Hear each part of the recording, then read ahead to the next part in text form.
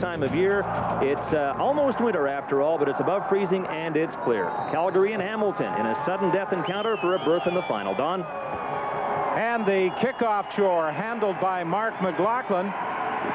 Hitchcock takes the ball on the sidelines and brings it up to the 42-yard line. Pretty good field position for the first offensive series for the Hamilton Ticats. A 52-yard kickoff, a 19-yard run back. Steve Taylor, the starting quarterback. But if Taylor falters early in this football game, don't be at all surprised if Don Sutherland makes an immediate switch to the veteran, Mike Kerrigan. Well, I think you're actually right on this, good, because I think they're going to bypass the young rookie, put the veteran in there because he knows his limitations. He'll be able to pick and choose and take exactly what the Calgary defense will give him. Look for Calgary to come after Taylor, and Taylor is going to roll out. He has the capability of running, and he is going to run for a first down, taking the ball up to the midfield stripe. The middle linebacker, Matt Finlay, came over to trip him up. Dave Richardson, the veteran at right tackle, has been plagued all season by a chronic knee injury, but he is back in the lineup today, and they feel the offensive line has improved over the last few games. Derek McAdoo is in at running back, replacing Kalen Hall. McAdoo is bigger than Hall, and the Ticats feel he's a much better blocker. Out of the shotgun, Taylor throws to the sidelines, and he's got Earl Winfield just shy of a first down and working on the corner on Al Jordan. Well, Steve Taylor being a right-handed quarterback, he's going to look at the right-hand side, and there's where Will Johnson is going to come off the corner quickly again. Steve Taylor stood in the pocket that time, knowing that he was going to get hit, and hit Earl Winfield. This is imperative. The offensive line and the production of this offense is predicated on the fact, get their blocks and be able to slow this very tough Calgary defense down. Well, Calgary was the #1 team against the running game this year in the CFL, allowing opponents just over 54 yards per game. Only 4 rushing touchdowns scored all year against Calgary. Taylor on second and 1 drives across the 45-yard line. He has the first down. Don Sutherland expressed a fair bit of confidence coming into this game about how his team would perform offensively. He had some concerns defensively about how to stop Doug Flutie, but he feels he has a game plan, and there's Mike Kerrigan standing beside him, ready to go in at a moment's notice. Don, as we talked in the opening, Don Sutherland has as much knowledge, both offensively and defensively, about this Calgary team as anybody that I know, and I'm sure he's come up with a very significant game plan. First and 10, handoff inside, the draw play with McAdoo, and McAdoo picked up about 3 before being driven back. McAdoo has not played since September 29th against Winnipeg. Stu Laird returns to the Stampeder defensive line. The veteran was honored here at McMahon Stadium earlier this season. And this is a defensive line that gets a lot of upfield push. Look for McClanahan coming off the corner in that linebacking capacity to blitz a lot today. Kenton Leonard returns to an inside halfback position. But as I said earlier, the weaknesses Sutherland feels might be on the corner. The suspect has been the secondary. They have given up 27 touchdowns in the course of this season, 9th in the CFL. 6 defensive backs in there now for Calgary. Taylor looking to throw. He's flushed out of the pocket, trying to run to the sidelines, and should have the first down. Depending on where he went out of bounds, they're going to mark it, I believe, just a bit short. He stepped out of bounds, tried to cut back inside again, but had already gone out, and it looks as though he's just shy. Gonzalo Floyd was in pursuit. This is one of the best weapons that the Hamilton offense will have today. Steve Taylor being patient enough to take his first read if it's not there, the second read if it's not there, then tuck the ball under your arms, put some stress on the defense, and run the ball. Make them have to respect you, stay in their lanes, and be disciplined. The veteran Mike Kerrigan giving Taylor some advice on this third down play, 3rd and 1. Stu Laird limped off to the sidelines. Raymond Biggs comes into the ball game for Calgary in a defensive role. Hand off to McAdoo. It's going to be close. It's going to be close, and there are people who will always question a handoff in the backfield 3 yards deep rather than the quarterback keeping it himself. It was only a yard, and that defensive line is a yard off the line of scrimmage. You have to have faith in your offensive guys up front, Sanderson and Smith and Davies, to be able to get a good push and just fall in with a quarterback sneak. They hand it 4 yards deep into the backfield. This is a great pursuing defense, penetrating defense of Calgary Stampeders. They were able to come across and make a big third down play. Well, they've been very big against the run all year, and McClanahan has a role this afternoon, and his role is to try and pressure quarterback Steve Taylor. But the man everyone is talking about is Doug Flutie. Hall of Fame credentials, but he would like to take this team to a Grey Cup game at Taylor Field in Regina. Watch him try to make something happen big early. Sideline pattern to Pee Wee Smith, and they rule that he was out of bounds. Derek Greer is a strong man on the corner. He and Carter on the other side have done an outstanding job at the corner this year for Hamilton. Jamie Crysdale has had a fine year at center for Calgary. Alan Pitts, who missed the last 3 games of the season, returns to the lineup, and they feel that Pitts is back in the form he displayed earlier in the year when he was one of the most feared receivers in the entire league. Flutie throwing over the middle. Good defensive play as it was knocked away by Hassan Bailey. Dan, he's one of those undersized linebackers who can make the drop into pass coverage. He is. He actually was a defensive back. He's 5'11", about 200 pounds out of Kansas, and he is a guy that can line up on the outside along with Rob Hitchcock on the other side, who's about 210 pounds. These guys are basically defensive backs. So in all, Coach Don Southern has got on the field at one time 7 defensive backs, and if he makes a change, that would be 8. And that should be enough, hopefully, with his scheme to be able to try to shut down a very potent Calgary offense. Martino is still being plagued by an ankle problem, an injury that was suffered at Taylor Field in Regina. The ball bounced away, and Rogers was unable to handle it initially. Greer got back to help out. Well, the initial touch of the ball, he misjudged the ball. It hit him in the shoulder pads and bounced over, but I think they may have called a no yards penalty right on the spot. That was a 52-yard kick as Martino got an excellent bounce, and we have 11-11 remaining in the opening quarter in a semifinal game that's still scoreless.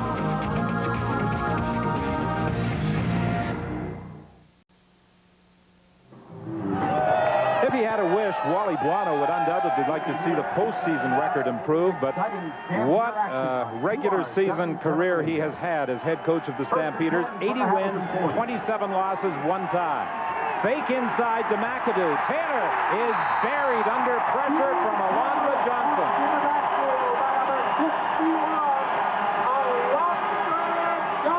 A lot of heat, and this is where it's going to come from. They're going to bring linebackers, defensive backs from all over the field. Inside counter play to McAdoo. Try to freeze the linebacker. Now here's where Steve Taylor has to get rid of the ball. Throw it away, throw it in the vicinity of someplace. Do not eat the football and let Calgary come up with a sack. Alondra Johnson took advantage of Will tying up his man and came from the outside to drop Taylor back at the 30-yard line. Taylor out of the shotgun, throwing deep, and it's incomplete. Intended for Frank Maroff, the ex-Calgary Stampeder. And while Don Sutherland was talking about Maroff, saying he has really improved as a receiver. Well, he's come into this organization, and he's really helped out. He's one of those kind of guys that is a possession receiver, runs excellent route, and has terrific hands. 10-18 remaining in the opening quarter. It's still scoreless. Paul Osbaldiston handling both the punting and the place-kicking chores this afternoon. Hank Alisic, for a number of games, had taken over the punting duties for the Ticats. Seems to be a little confusion there on the part of Hamilton. Pressure coming up the middle, but Osbaldiston got the kick away. Coleman takes it back at the 32-yard line. Coleman, an excellent return man, and he gets it up to the 45-yard line. 1st and 10 from that point for Calgary. Frank Maroff, number 82, as well as 22, Brad Elbert. Canadian Tire has guaranteed low prices every day on MotoMaster batteries, so you can get one whenever you need one, and you won't get left out in the cold. Message service. The number's 540-2377. Coleman's 14-yard return gives Calgary a first and 10. The Stampeders are at their own 45-yard line. 3,000-yard receivers in the Calgary lineup. One of them, Terry Vaughn, goes wide to the left. Tony Stewart, the ball carrier, and he will pick up about 3 yards. You can see Hassan Bailey as he comes in there and makes the tackle. This is the real benefit that you have of a guy that has as much physical ability, a big guy. He's not going to take on those big guards at 265, but he's quick enough to get up into the hole and make the tackle and at least grab a little cloth and have the pursuit come in and clean it up. It is 2nd and 7. A lot of teams are going with what they refer to as a tweener, playing that linebacking position, and Hassan Bailey definitely fits that category. Out of the shotgun on 2nd down, and it's intercepted by Rogers. Rogers pulls it down, snuffing out a potential Calgary drive. And so far, Doug Flutie is having difficulties in finding the receivers. And there are people who are going to wonder about the strength of Doug Flutie's arms, even though at practice he seemed to have good velocity, seemed to be able to throw it without any difficulty. Now, he hangs it up there just ever so slightly, but he is throwing it into some coverage. Rogers is sitting back there just playing center field as a good safety should. Goes up at the highest point and comes up with his 3rd pick of the season. McAdoo, the ball carrier, and McAdoo is upset by Kenton Leonard. He'll come down at the 44-yard line. A pickup of about 7 yards, make it 2nd and 3 for Hamilton. First down production is very critical for Hamilton. If they can get 4 or 5 yards, it opens up a little bit of the repertoire that Steve Taylor can use offensively. He wants to stay out of 2nd and long situations against this tough Calgary defense. This time Taylor moves up underneath the center. He's getting some protection, throws incomplete. He was looking for Larry Thompson. The throw was high. Coleman was defending against Thompson. Larry Thompson is incomplete. While Calgary's passing attack, Dan, revolves around the 2 slot backs, Punjas and Pitts, all season long. The key in the passing game for Hamilton has been the 2 wideouts, Larry Thompson, and in particular, Earl Winfield. Don, you're exactly right, but it's important right now, I think, that Steve Taylor goes out and establishes some of the throwing toward the slot backs to hope widen the area so that Winfield and also Thompson will have a little bit more room to maneuver out there and maybe make something happen. Osbaldiston standing at the 30-yard line for this 3rd down punt. His previous kick travels 49 yards. This is an end-over-end ball that is taken on the run by Pee Wee Smith. There is also a penalty flag in the play. This could be a no-yards call against Hamilton. They've got 2 excellent punt return people, Dan, and Pee Wee Smith and Marvin Coleman, both capable of going all the way. Absolutely. Coleman returned 69 punts this year for just about 800 yards, 1 touchdown of 83 yards. 7:51, the time remaining in the opening quarter at the match.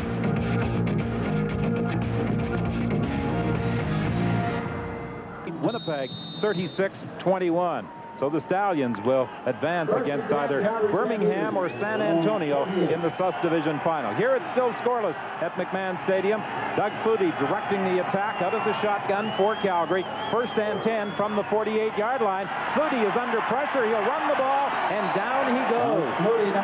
And this is something else many were wondering about, how Flutie would react and how he would handle some of the pressure that Hamilton may apply in making tackles. 97, Jesse. Carlos Fowler acquired via Toronto, playing at a tackle position. Rob Hitchcock in a linebacking spot this afternoon. 5 imports in the defensive backfield with Keita Crispina playing safety. And at times this afternoon, Hamilton has gone with 6 and might even go with 7 DBs. Stewart on 2nd and short picks up the 1st down, tackled by Hassan Bailey. Calgary not being known this year of rushing the ball tremendously. They've only had 200-yard rushing games, one this season by that man, Tony Stewart, in Winnipeg on September the 26th. 16 carries for 109 yards. The other 100-yard rusher happened to be Jeff Garcia. Jeff Garcia, who has been plagued by an ankle problem, pronounced fit for this game, but Doug Flutie is the starter, and Flutie's pass incomplete. He was looking for Pee Wee Smith, and Hassan Bailey was over defending against him. Well, Doug Flutie goes back, and he looks like the old Doug Flutie. We talked about him having the operation and trying to throw the ball sidearm. Now, when you throw the ball sidearm somewhat, like Doug is notorious for, it puts a lot of stress on that joint and on that tendon. But that time he came out, sprinted out to his right, threw the ball sidearm like we had seen him do it a number of times, and threw it with some velocity. 2nd and 10. Flutie steps up into the pocket, and he's got Vaughn for a first down at the 34. That's the first completion for Flutie in 5 attempts. Good solid protection up front by the big offensive line. Beaton, Chronopoulos, Crysdale, Pantelides, and Romano. Doug Flutie, not a picturesque quarterback, throwing the ball off balance as he's leaning forward, getting his body behind it, but he was able to get it on target. Vaughn again lines up wide to the left, 3 receivers to the right. Flutie steps up, throwing for Pee Wee Smith, and it's incomplete in the end zone. For just a moment, Carter thought he was going to come up with the interception. Damn, it almost appears as though the Calgary game plan has changed a little, with more of the passes aimed in the direction of the wideout. Well, maybe they think that every team is anticipating this being a slot-oriented offense. Let's go to the outside. Let's get Pee Wee Smith involved, particularly if we get Pee Wee Smith involved early. Again, it spreads out this defense across the field. But I have to admit, just a quick observation, that ball wasn't thrown very well. It fluttered a bit. It looked like a shot duck coming out of Doug Flutie's arm. Over the middle for Stewart, incomplete. Number 21, Tony Stewart. Stewart got a hand on it, but couldn't pull it in. Tony Stewart had caught 56 passes for 504 yards through the course of the 95 season. The big knock against Tony Stewart was that he fumbled the ball a lot when he was rushing the ball. Wally Bono had a real man-to-man, heart-to-heart talk with him a couple of times during the course of the season, and he has really picked up his performance. So that brings Mark McLaughlin into the ball game to attempt a 40-yard field goal with 5:10 remaining in the first quarter. McLaughlin this year, for the 6th time in his CFL career, had better than 200 points. A 40-yard kick for McLaughlin, and it is good. And the Calgary Stampeders draw first blood with 4:52 remaining in the opening quarter. Eastern, 11 Mountain Time, with the 2nd South Division matchup, Birmingham at San Antonio, and we will follow that with BC at Edmonton in the 2nd North semifinal. That's semifinal Sunday tomorrow, Don. And here at McMahon Stadium in semifinal Saturday, it's Mark McLaughlin and the Stampeders leading by a score of 3-0 following McLaughlin's 40-yard field goal, and this is Grigg on the kickoff return, looking for some blocking help over on the sidelines, and he gets the ball back to the 35-yard line, a 22-yard run back after a 62-yard kickoff. Good field position on both kickoffs that allow Steve Taylor to come out 1st and 10. And strangely enough, this year in the CFL schedule, the Hamilton Ticats did not play the Calgary Stampeders. The last time these two teams met was on October 30th, 1994, right here at McMahon Stadium, and it was a strong second half that carried Calgary to victory. They scored 28 unanswered points in the second half for a 48-10 win. Thompson was the man Taylor was looking for, and Coleman was defending against him on the sidelines. Thompson had a huge game, Dan, against the Winnipeg Blue Bombers back in August. 275 receiving yards. 8 catches, 3 touchdowns, a tremendous performance by an individual receiver. But it's imperative now, Steve Taylor has to get some confidence behind the quarterback. I don't know if he's coming out there, he looks like his feet are quick, he's shuffling them around a bit, he looks very uneasy. He needs to make a couple of passes, hand the ball off a little bit, make a few possession drives to get himself calmed down. This one came close to being picked off as he was looking for Thompson again. Alondra Johnson had dropped back. Alondra Johnson is the player, Dan, that the Ticats maybe fear most in that Calgary defensive scheme. Well, anytime you're going to break over the middle, you know that if Alondra Johnson is on the playing field, he tracks down the ball so well, he plays such good pass defense, he's going to be in the vicinity. If you catch it, he's going to make you pay for it. And if you don't catch it, he makes a good opportunity to pick it off as he just did. Taylor has missed on his last 4 passing attempts, and now Coleman drops back for this Paul Osbaldiston 3rd down punt. He's trying to angle it towards the sidelines, and he does an excellent job. Coleman takes it at the 25, but excellent downfield coverage. Absolutely nowhere for him to go. And that's what coaches want out of their punter, to angle the ball to the sidelines so there's no big return opportunity. Tremendous job, and this is a veteran that has been around the league for a long time. If you can place that ball between the numbers and the outside boundary marker, it really cuts the angle down. Good pursuit down by the coverage team. No place to go. Well, that was one of the criticisms of Osbaldiston earlier in the year, and the reason they used Hank Kalisic as a punter is that Osbaldiston had a tendency simply to kick the ball straight down the field. Well, sometimes when you do and you kick it as deep as they kick it, it allows the opportunity for big returns. Stewart on the handoff gets out across the 30-yard line for a pickup of about 4. Make it 2nd and 6 Calgary. Fowler was there to make the tackle. 3:26 remaining in the opening quarter. Calgary leading on a Mark McLaughlin field goal by a score of 3-0. Doug Flutie went down in the game against Birmingham, and many people thought that the fortunes of the Calgary Stampeders went with him. But Jeff Garcia stepped in and won 7 consecutive ball games. And Doug Flutie returned last week and throws over on the sidelines to Alan Pitts. And that is a Calgary Stampeder 1st down. Doug Flutie's able to read man-to-man coverage, and as soon as Pitts comes off the line of scrimmage, breaks to the out. Alan Pitts with a tremendous 95 season, 800-yard-plus games. 41 career 100 yards, which ties him with Brian Kelly. Gets to the out. Now, as soon as he gets to the out that way, the ball is delivered right before the break. Good catch. Back to the live action, and Flutie in trouble now. Gets the block. Tried to dump it off. Got away from Bailey, and then O'Shea tracks him down and takes him down hard out of bounds. And there's pushing and shoving after the whistle over at the Hamilton bench, as Dave Sapungis didn't like the way his quarterback was handled over there by Michael O'Shea, and Hassan Bailey is still down. He had been reaching out, trying to make the tackle as Flutie was attempting to run away from him, and he is very slow in getting to his feet. Good coverage downfield, and they're doing exactly what they need to do defensively from a Hamilton perspective. Force Doug Flutie to have to move around out there, stay intact with the receivers that are going downfield, and allow the defensive linemen and the linebackers to come up and make the play on the quarterback, Doug Flutie. Doug Flutie, being as elusive as he is able to get outside, break a little bit of containment, gets a hit by Michael O'Shea. And as you say, this is a team that's going to protect Doug Flutie every way they can. If it happens to be a slot back come over there, he's going to take a shot at somebody. 2nd and 5, and Flutie rolls to his right. He dumps it off for Stewart, and Stewart will have the 1st down at the midfield stripe.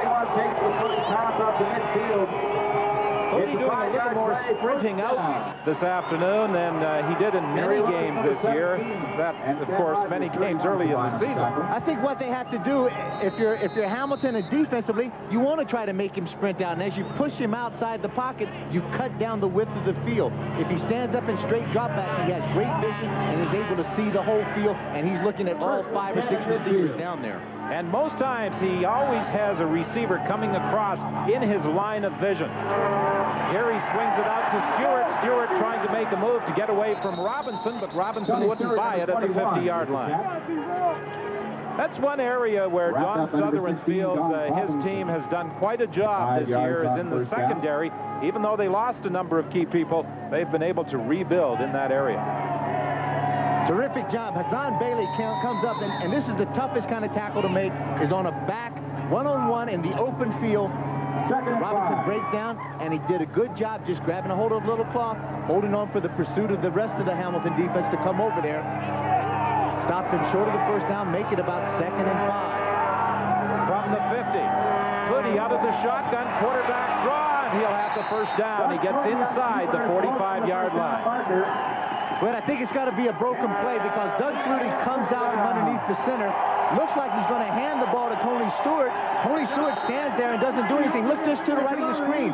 Tony would normally be making a block, or at least releasing on a pass to try to widen out the defense of Hamilton.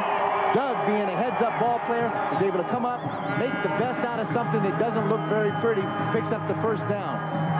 Carleton graduate Michael Philbrick is the injured Hamilton player. Flutie has carried 3 times for 20 yards. And with Philbrick forced out for at least 3 plays, Mike Campbell will come in. Doug Flutie was saying that his biggest concern about today's game was keeping his arm loose at halftime. He said he would probably throw the ball a little in the dressing room and even come out early. He doesn't want it to stiffen up. Just depending on the temperature out there. He's like a baseball pitcher. He's got to come out there, you throw the ball a little bit, you come out in between innings, keep it warm. And if for any reason at halftime, he may need to throw a little something in the locker room.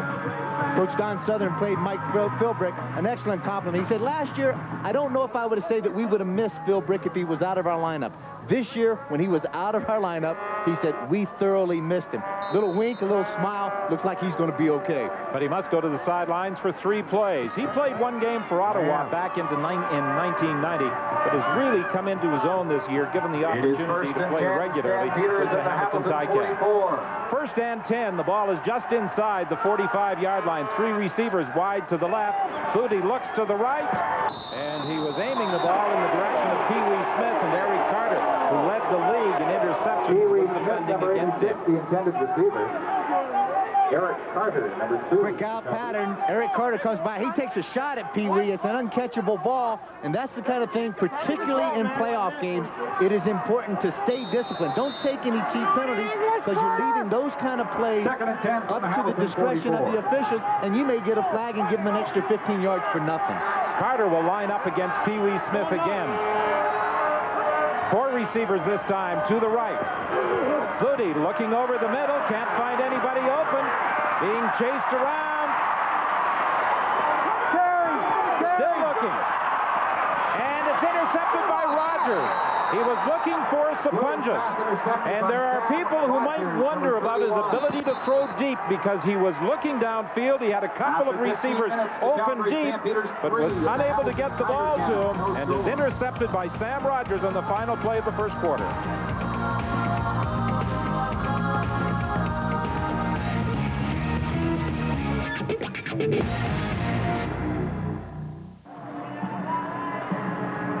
Back with you in Calgary, where the Stamps lead the Cats 3-0. The first quarter just over. Sam Rogers just picked off Doug Flutie. Comment from Kent Austin. Kent, you say Flutie's still forcing the ball. Well, I think right now he's just a little anxious. I mean, he's the master of buying himself more time, and he does that. But then again, as you see, he throws into coverage. I think Doug just needs to be a little more patient and tighten up his spiral a bit. His balls are wobbling a little bit.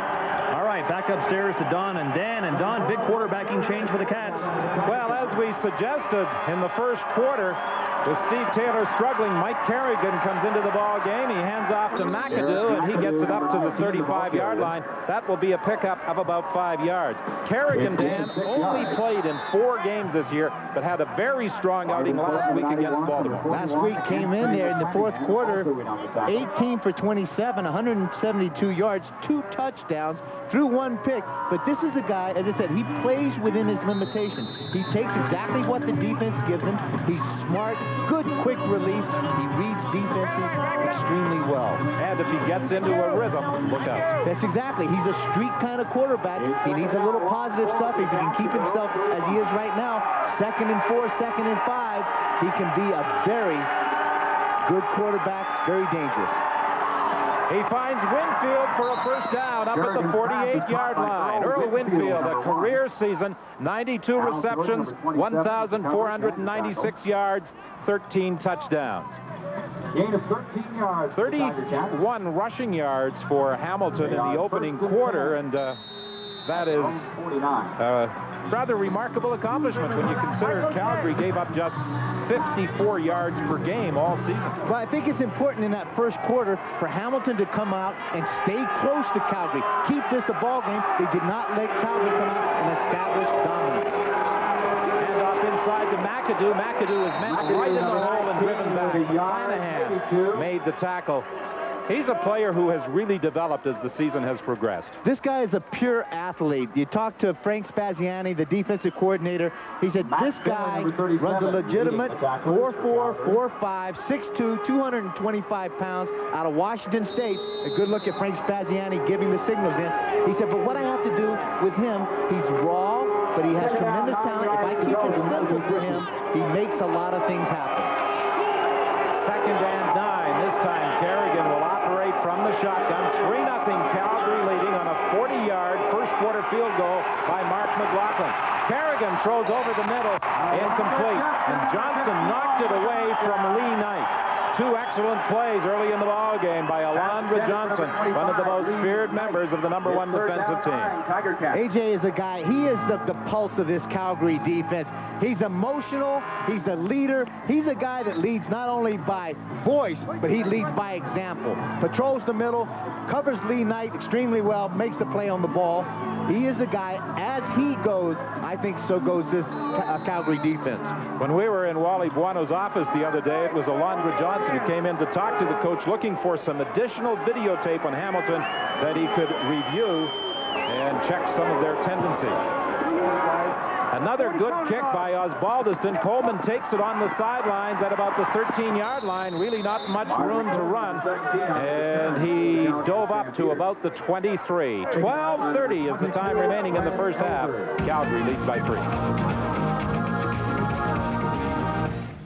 For Hamilton, Hassan Bailey, the linebacker, is on the bench. He was shaken up earlier trying to track down Doug Flutie, and then in the interception by Rogers, he got involved in a pileup of players, left with help, went to the bench, and now has an ice bag on his knee. Pete Giftopoulos comes into the ballgame as his replacement. Tony Stewart can't find any room inside. He's stopped at the 25. Now, what they've done with Gifto, they brought him in, and just to show you the athletic ability of a guy like Mike O'Shea, they put Gifto into the middle linebacker position, move Mike O'Shea over to the outside position. That will help out because Mike O'Shea obviously is a better pass coverage guy than Gifto in the middle. O'Shea probably has more range than Giftopoulos, and when O'Shea was out of the lineup, Giftopoulos was his replacement. Hitchcock knocked the pass down that was thrown over the middle, intended for Alan Pitts. And the Calgary Stampeders are forced to send out their punting team. Doug Flutie comes out on the bootleg with Denny Granopoulos leading the way. This is one of the reasons you have that tweener, as you mentioned. A guy like Rob Hitchcock in there, great speed, able to break on the ball as he picks up the ball in the air. He makes a good break on it, gets his hands on it, knocks it down, puts Tony Martino in a punting situation. His first punt traveled 41 yards. He got a good bounce on the kick. He stepped in a hole over at Taylor Field in Regina. And only their second game of the season and has been bothered ever since. This is Sam Rogers on the return, bringing the ball back to the 48-yard line. A 42-yard punt, 6 yards on the run back. I think Martino, as he heads off, is still limping just a little bit. Well, he does have a limp, and it is a tendon in the ankle that could possibly be torn, and it's something I talked to him right before the game to say, is that something that may need to be looked at surgery-wise? He says, hey, Kev, after the Grey Cup, after this game, we've got a couple of games to go before we get there, and if that's the case, then we'll get it done. Mike Kerrigan comes back under as the quarterback. Kerrigan, the Grey Cup MVP in 1986, directing the attack, replacing Steve Taylor in the second half. Fake inside, pass over the middle, and it's a first down to Frank Maroff at the 49. Frank Maroff, the ex-Calgary Stampeder, would like nothing better than to go back to McMahon Stadium and knock off his former teammates. Only caught 34 passes during the course of the 95 season, but here's where he's really dangerous. He's the kind of guy that can get down the field, reads coverages very well, finds the open spot, and as long as Mike Kerrigan has the time and the protection, he can make things like that happen. Maroff and Hazard are the slots. Thompson and Winfield the wideouts. Kerrigan looks to the wideout position, and he's got Thompson for what should be another Hamilton first down. We talk about the rhythm that Kerrigan can get into. And Mike Faragelli, the offensive coordinator who took over from Dieter Brock, likes the way Kerrigan reads defenses. Well, he's a veteran player. He's been around. And what takes place now with a Mike Faragelli offense is that the quarterback, when he comes out from under the center, he knows exactly where his receivers are going to end up and what routes they're going to run, and it's a matter of throwing it on time. Kerrigan held the clipboard for most of the year, but now this game could be in his hands. Winfield on the receiving end of the throw, and he's caught immediately by Al Jordan.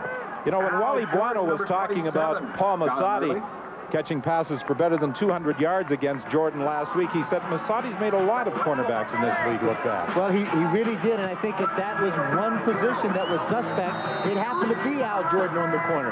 Obviously, the Calgary Stampeders won the first place during the course of the regular season so quickly. The last 5 or 6 games, they just didn't have a lot to play for. Now everything is on the line. Al Jordan has to step up to the plate. 6 defensive backs in there now on this 2nd and 5 play. Kerrigan fakes, throws inside. The hitch screen. Thompson's got it. He's got speed. Down to the 2. When Larry Thompson gets his hands on the ball, he can burn you. And Larry Thompson might not be as fast as he was when he initially came into the league with Winnipeg in 1991, but he can still turn on the jets, and he did for 30 yards. For 30 yards, quick 3-step drop. Kerrigan's able to get Will Johnson up in the air, then waits for him to come down. This guy has great hands, great ability to catch the ball. More importantly, once he catches the ball, tremendous ability to make big plays happen. Thompson was an outstanding rookie in the 1992 season with Winnipeg. 61 receptions for 1,192 yards. Then he had that shooting misfortune during the off-season. He did not play the following year, missed all of 1993, came back with Las Vegas, then went to Saskatchewan in 1994. He was traded on August the 7th to the Hamilton Ticats, and they were delighted to get him because he compliments Earl Winfield. Well, he really does. He takes a lot of attention. If you do not respect a guy like Larry Thompson, he'll burn you. He'll take it to the house every time that he has an opportunity. And as you said, the great thing that he does, now they have 2 guys on both sides of the field, and they can stretch the defense of Calgary all the way across the board, and it makes them have to concentrate on those 2 wideouts. Well, Frank Spaziani will have to make some defensive adjustments with Jackie Kellogg out of the ball game. He thought he had the right set with an extra defensive back in there on 2nd and 5, but Kerrigan was able to connect with Thompson. Now it's 1st and goal from the 2. Fake inside, toss into the corner of the end zone, touchdown! Brad Elberg grabs the ball for the major score. I was talking with Elberg this morning at the hotel, and he was saying he was really looking forward to this game. As a matter of fact, he was leaving a couple of tickets at the desk for a friend of his, and he said, after the start to this season where I was injured in the preseason and missed 12 games, I'm really looking forward to this postseason game. Here's Elberg right here. They're going to fake it in here, counter back out, and the pass is going to take place right there. Elberg, on his first pass reception of the 95 season and playoff season, makes it for a touchdown. He's able to beat Kenton Leonard coming out of the backfield. The point after by Paul Osbaldiston, and is another upset in the making. The Calgary Stampeders 3.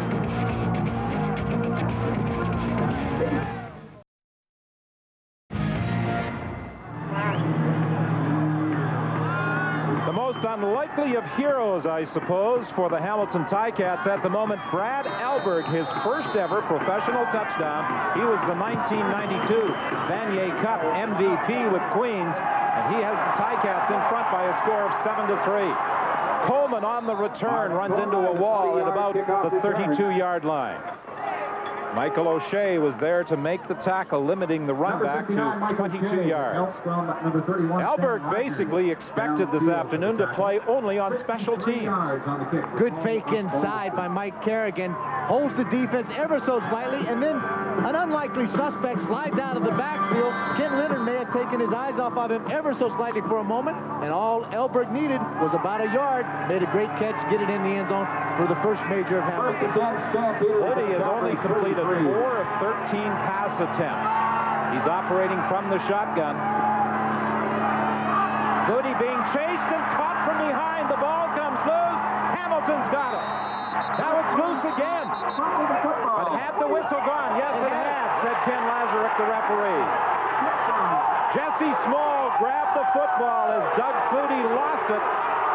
He did not anticipate the pressure coming from the backside. He couldn't feel it. He did anticipate a bit, but he thought once he scrambled out of the pocket, look at Jesse Small at the bottom of your screen.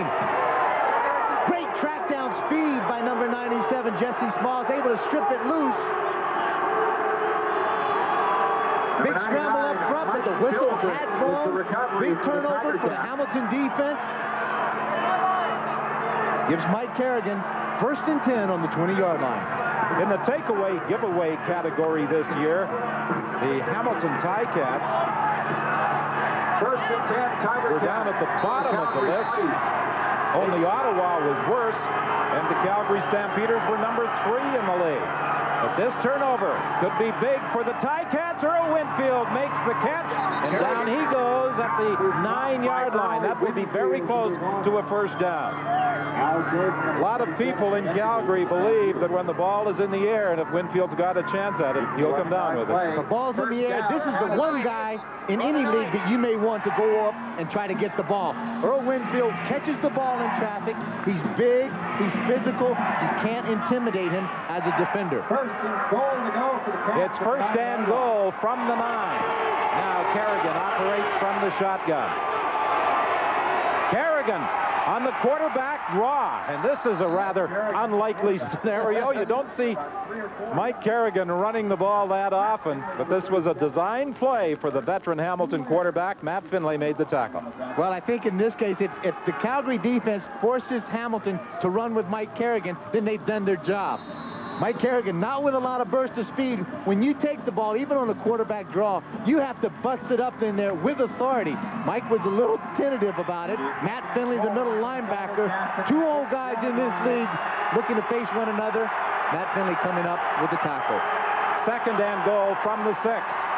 Kerrigan throws into the end zone. Incomplete. He was looking for Thompson, who was working against Pullman. Kerrigan looking for Larry Thompson, number 88. So the Stampeders do their job in stopping the Ticats at the 6-yard line after the turnover on the fumble by Flutie.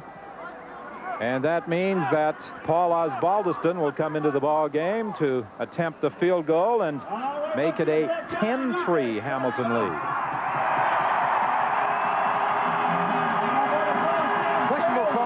The first one, the quarterback draw, put Hamilton in a tough situation, a passing down.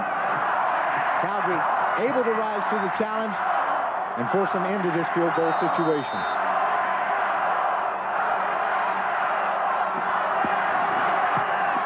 And without any difficulty, Paul Osbaldiston puts it through, almost kicks it right over the Stampeder clubhouse.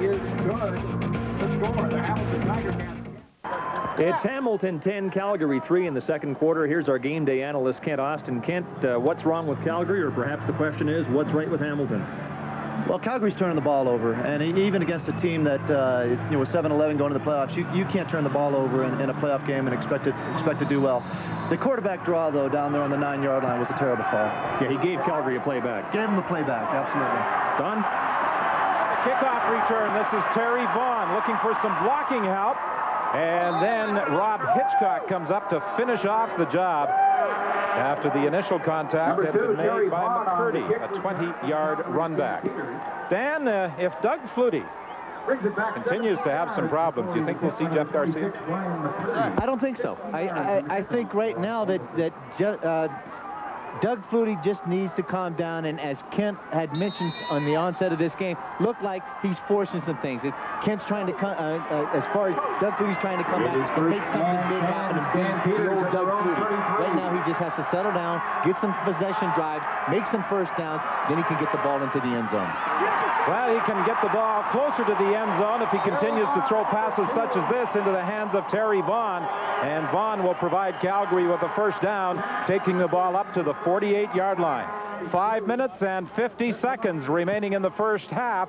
10-3 Hamilton leads. Now let's go to CBC News and this special report.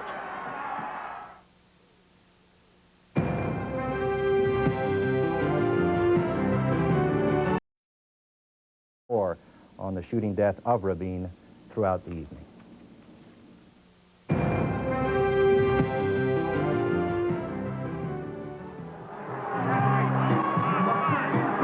Back at McMahon Stadium, let's reset the scene for you. 1:36 remaining in the first half.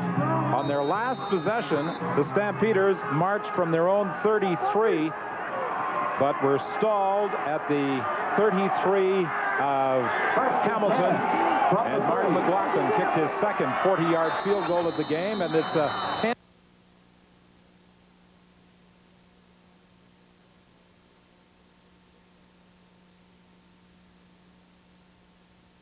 Now, speaking of Don Southern, the defensive head coach, and also he's one of those head coaches very much like Wally Bono. He's involved in the defense, linebackers, and the overall pitcher, and he has really come up with a defensive game plan that has given Calgary and Doug Flutie a lot of problems today. Well, you can see the problems that Flutie and the Stampeders have had, and those turnovers have proven costly for Calgary. 2 interceptions and a fumble. Flutie trying to get the Stampeders to at least the field goal range of Mark McLaughlin as time winds down in the first half. Pitts over the middle, and there was no questioning the arm strength of Doug Flutie on that one. Well, anytime that you're going to let a guy like Alan Pitts run straight down the seam, wide open, and you don't get a jam on him, it's important that you jam him at the line of scrimmage, but you're going to let him go down. Doug Flutie has got the arm strength. You can see how well he throws the ball out there on a rope. Big first down play. 29 yards on the pass from Flutie to Alan Pitts. Flutie out of the shotgun. 4 receivers left. He's going deep again. It's intercepted by Robinson. He was looking for Pitts, and Robinson picked it off. The 3rd interception of the game for the Hamilton Ticats. Very poor selection by Doug Flutie. I think at this point, he really is trying to force something, trying to make something happen before the half. And this time he throws the ball up. He throws it into coverage again. And they come up with the 3rd pick of the day. Doug Flutie, coming into this game, had only thrown 5 interceptions through the course of the 95 season. He already has 3 today. Well, Doug Flutie is not at all happy with what he is seeing defensively from the Hamilton Ticats. And the Ticats, under the direction of Don Southern, devised a scheme they felt was capable of stopping Flutie and the Stampeders. So far, it's working. Now, Mike Kerrigan is 1st and 10 from his own 31-yard line. He fakes inside to McAdoo, throws it out for Lee Knight, and Lee Knight is cut down immediately by Kenton Leonard. 1:07 remaining in the half. Let's join Scott. All right, Don, coming up in our Chrysler Canada halftime in Calgary today, we'll examine how it was the Stallions were able to dispatch the Winnipeg Blue Bombers in the first round of the playoffs, although that semifinal result was hardly an upset. And we'll analyze the first half of this affair between the Stamps and the Cats here from our game day analyst, Kent Austin. Well, Don Southern has seen his team on a bit of a roller coaster throughout the season. A very good start, then a late season slump. The pass intended for Thompson. And boy, I'm not sure that was a great throw by Mike Kerrigan as he was throwing into coverage. Well, he did throw it into coverage. He took a look to the outside, and he came back across the middle to his 2nd or 3rd read, and he didn't get a lot of steam on the ball. The Calgary defense was able to come up with a big play. But, Don, as we talked a little bit about defensive strategy, it's easy for a head coach or a defensive coordinator to draw up a lot of easy X's and O's that seem like it stops everything. The matter is, he has got the people out there that are executing exactly as he drew it up, and they are having success. And as you're having success, that builds confidence. And it just gets to be a snowball going downhill with this, that you feel very comfortable at doing new things, and you're having success doing it. Pressure coming up the middle as Baldiston got the kick away. It was Alondra Johnson who was trying to block. And this is Coleman on the return back to the 45-yard line with 36 seconds remaining in the half. That was a 41-yard punt, 11 yards on the rundown. Canadian Tire has guaranteed low prices every day on MotoMaster batteries, so you can get one whenever you need one, and you won't get left out in the cold. Calgary started the season so strongly, winning 7 in a row. Then Doug Flutie went down in the 31-28 loss to Birmingham on August the 18th. And he thought that perhaps the season was over. But Jeff Garcia stepped into the breach, and he directed the Stampeders to 7 consecutive wins. In the last 3 games, the Stampeders lost 2 of 3.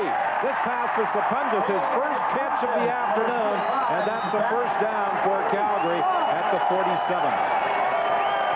This will show you what will happen defensively if you go to sleep. Look right in the middle of your screen. Big zone defense.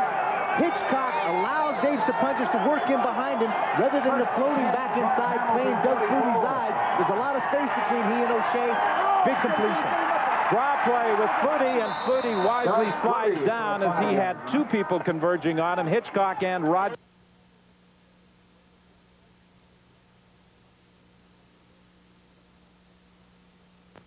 Anytime a guy with the ability of Doug Flutie is back at quarterback as a defensive team, you can never, ever take the play off. This is the kind of game that constitutes you have to play every play 60 minutes until it's over with, because as close as these guys are matched and as close as the score is right now, it could be just 1 or 2 plays that makes the difference in the ball game.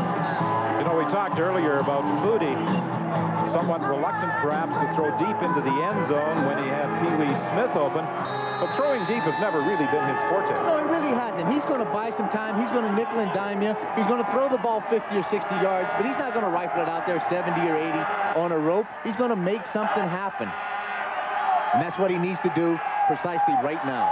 2nd and 5. Flutie looking deep, throwing into the end zone. It's intercepted.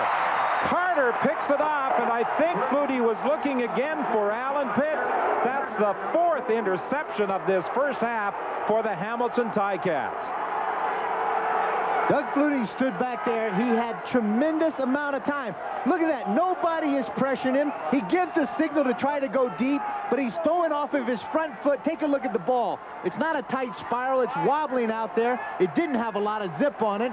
He's trying to get it to Alan Pitts. Pitts tries to make the adjustment, but there is Eric Carter, I should say, in there for his 11th interception of the season. Doug Flutie with 4 interceptions today, all poorly chosen passes to throw. And I think the Ticats will be quite content to take the final seconds off the clock and go to the dressing room with a 4-point lead. In no game this season did Stampeder quarterbacks throw 4 passes. Flutie only threw 5 in the games he played prior to being injured, and 4 times in this first half he has been picked off by a very solid Hamilton defensive unit. And the Hamilton Ticats, looking to score the major upset of this playoff season, head to the dressing room, leading Doug Flutie and the Calgary Stampeders by a score of 10-6. Well, Wally Buono in the past has made adjustments at halftime in the offensive schemes of his Calgary Stampeders. It will be interesting to see what changes he makes in the dressing room at halftime to counteract, Dan, what appears to be a solid defensive scheme by the Ticats. So these are some things that Calgary has not seen, but the adjustments are there, and they have the time to do it. Let's go down to Scott. All right, here's Ticats head coach Don Southern. His team leading at the half does not, he liked the sound of that. Suddenly your team appears to have Doug Flutie rattled. Well, you know, we're playing well. We got a lot of things in for him, and you know, he's having trouble reading some zones and everything, but we have to play another 30 minutes of football with Doug Flutie, and I think we can get it. The switch to Mike Kerrigan's paying off. Yes, it is. He's throwing the football. He's reading well, and we knew we were going to do that early. Not playing Calgary in the regular season does not seem to have hurt you, to not have that experience. So far, 30 minutes, it's good. All right, thank you, Don, for your time. Good luck in the second half. And so the Cats lead by 4 at the half. Stand by now for the Chrysler Canada halftime report from McMahon Stadium in Calgary.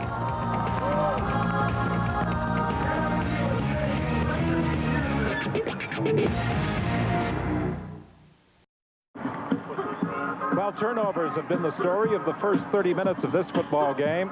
5 times the Calgary Stampeders have given the ball away. Doug Flutie's been involved in all of them.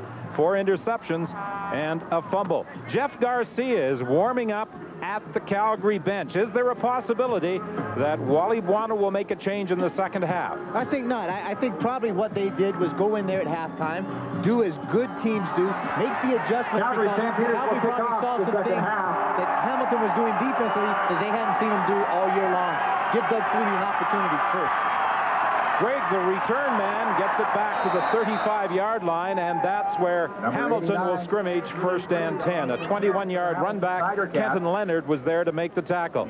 Well, Don Sutherland was true to his word. He said that if Steve Taylor faltered, Mike Kerrigan very quickly would get the call, and Anthony Calvillo would be the number 3 man. Many thought that Calvillo would be the man to take over from Taylor, but Sutherland was very impressed with the job Kerrigan did last week against Baltimore. When it's a one-game situation and it's winner take all, you have a guy out there that has some experience, the guy that has some quick reads, and a guy that knows Calgary and has seen him before. This is Mike Kerrigan. First and 10 for Hamilton. The ball is at the 34-yard line. Handoff inside to Dean Noel, and Noel will get 1 yard, not much more. Number 29. McClanahan was one of those involved in the stop. He's expected to play a key role in the second half this afternoon. Winfield, not surprisingly, has been the favorite target. The big surprise, the fact that the touchdown throw went to Brad Albert.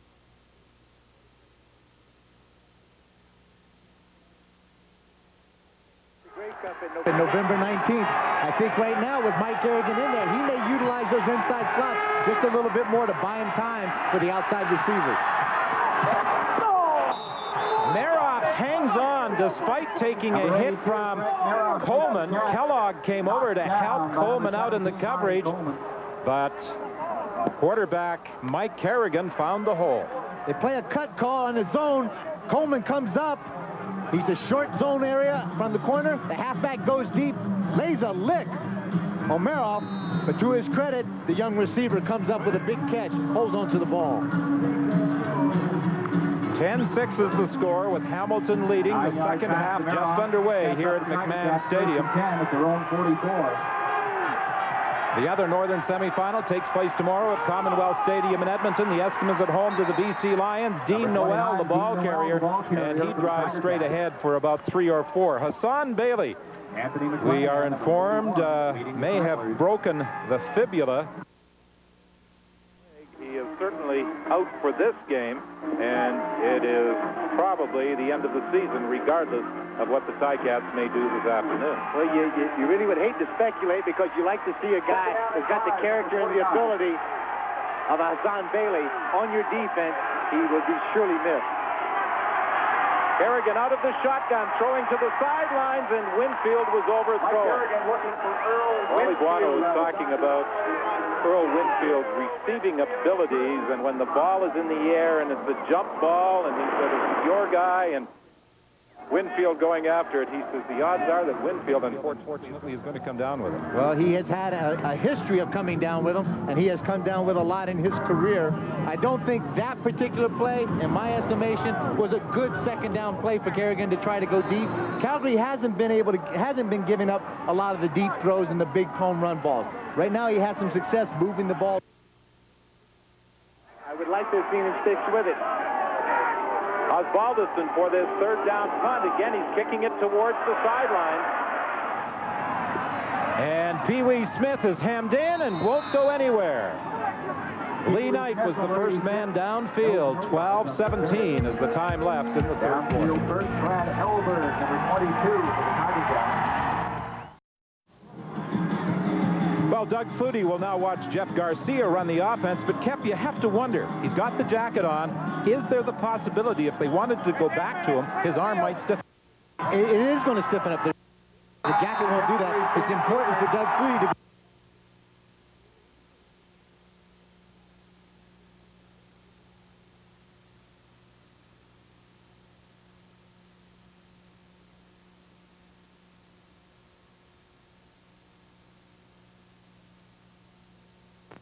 more often than Flutie has utilized Tony Stewart in the ground game, and he ran for 25 yards. Well, I think it's important. He has to use Tony Stewart because Garcia is not quite a fleet of foot as Doug Flutie, so he uses his running back to buy some time. Now when he comes back with some play-action pass, fills it in, maybe the bootleg, he forces that defense to have to respect the running game, then it buys him the time he needs to complete passes. Fake inside to Stewart, and Garcia throws the ball as he was caught by Embre. There's no penalty flag. Obviously, the officials thought there was a receiver in the area, but Garcia may be fortunate that he wasn't flagged for throwing it away. As we talked about, he's not that fleet of foot.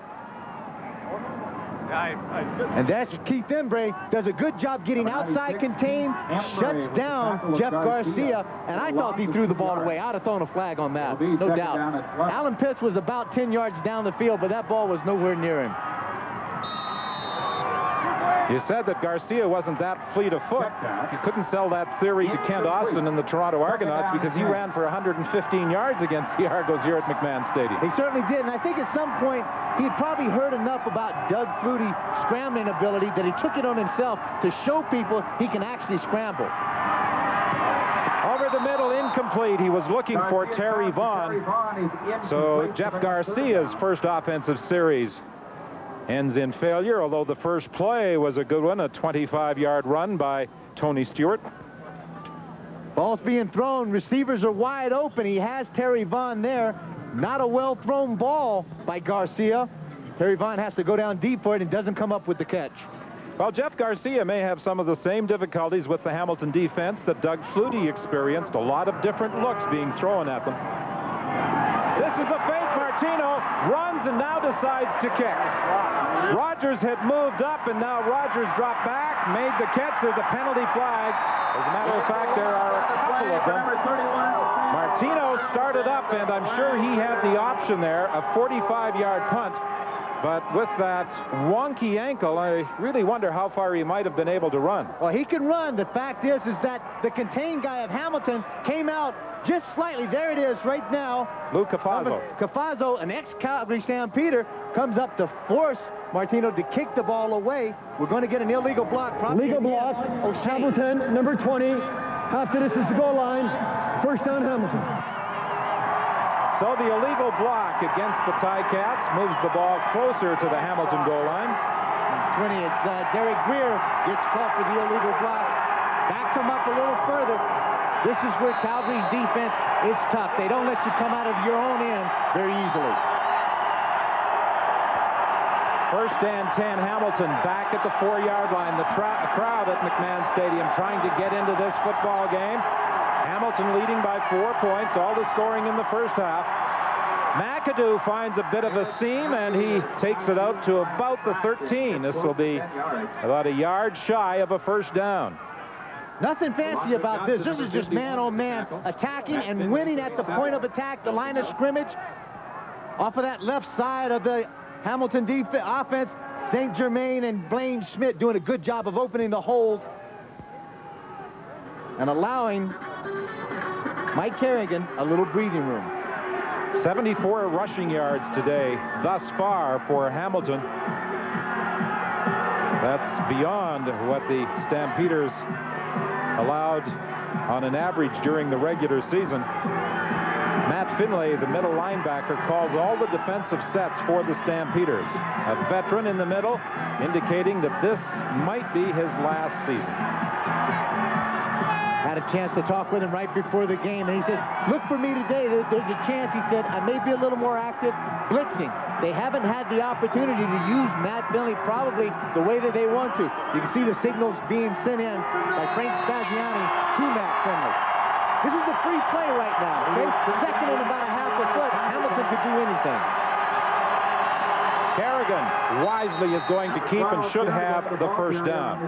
You talked about Matt Finlay. One of the things he does so well, he tries to get things moving laterally. As the middle linebacker, he might not be involved in as many tackles as some of the other defensive members of the Stampeders, but his job is to direct the attack and spread things out. He does a great job up front. Matt's not the biggest of middle linebackers. He's about 6'2", 220, has great lateral speed. He's able to, as you said, to pursue from inside out. Those defensive linemen up front, they plug the holes, gap cancellation. They allow Matt Finley to able to come in there and do the cleanup work by making the tackle. He had a couple of key interceptions this season as well, one against Winnipeg and the other right here against Saskatchewan. Kerrigan rolling out, being chased, throwing back into some traffic. Meroff makes the catch, and he'll have about 8, maybe even 9 more. Can't tell you what a good throw that was by Mike Kerrigan. He came outside, and actually, as he gets outside of containment, he's trying to look downfield. Now he has to throw back across his body, back toward the middle of the field, with not a lot of zip on the ball. Meroff does a good job. Once he makes his curl route, comes back toward the quarterback to make sure he can make that reception. Meroff out of Guelph with a gain of 9. It will be 2nd and 1. Meroff, one of the players Hamilton talked about who could play a key role in today's game. And he has made a couple of very important catches for the Ticats. 2nd and 1. Will Kerrigan keep again? No, he hands off to McAdoo, and they stuff it. Alondra Johnson was right there to stop McAdoo and drive him back. Now it's decision time for the Hamilton Ticats.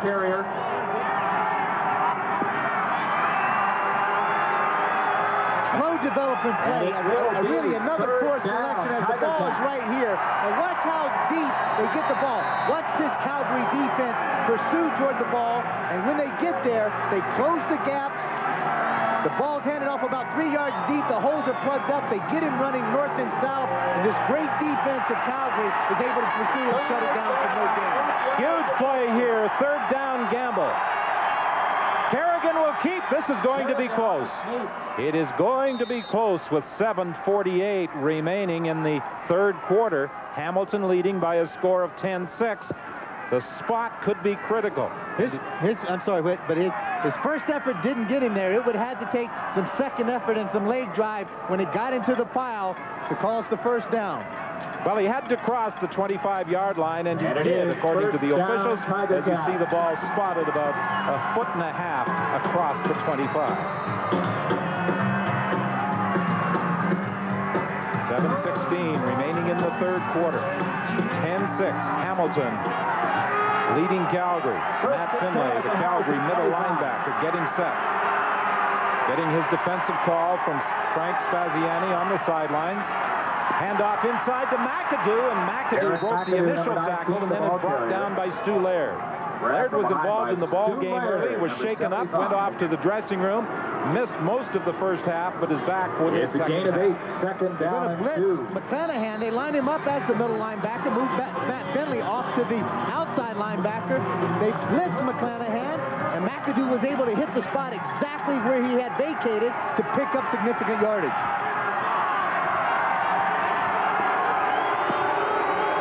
From the shotgun, 2nd and a couple over the middle, complete to McAdoo, and McAdoo takes the ball across the 50 to the 52-yard line. Talking with McAdoo when the team arrived, he said he owed Earl Winfield a meal because Winfield had told him earlier in the week that he would be playing today. McAdoo didn't believe it. No, he really didn't. He didn't think that he was going to get an opportunity. He is very thankful, and he's very excited about having this chance. And then once you get a chance, it's just more important, too, to come up and be able to make plays when you have the opportunity, as he just did.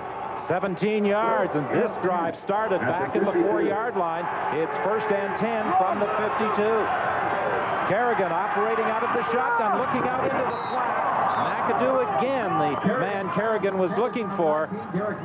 And Hamilton may be a little fortunate that the throw was not picked off as it was deflected, and Coleman had a shot at it. When you're going to throw the out pattern and the coverage has rolled up and the corner's outside Coleman, you've got to make sure you've got to get it on target. Don't throw it high, because there's number 17, Marvin Coleman, standing out there waiting to pick it off and take it 6 the other way. Calgary's been playing a lot of defense where they do roll up their zones. I think they leave their middle a little wide open, maybe a little vulnerable. Kerrigan should try to take advantage of that.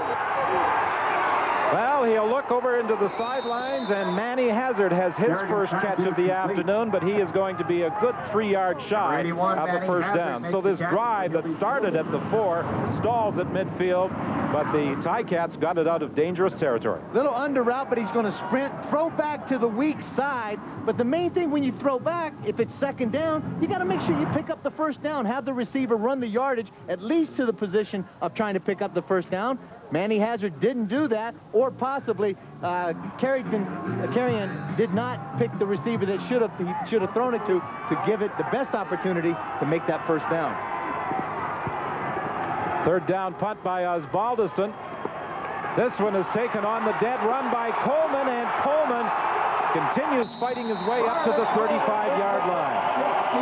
Pretty good return by Marvin Coleman of 15 yards.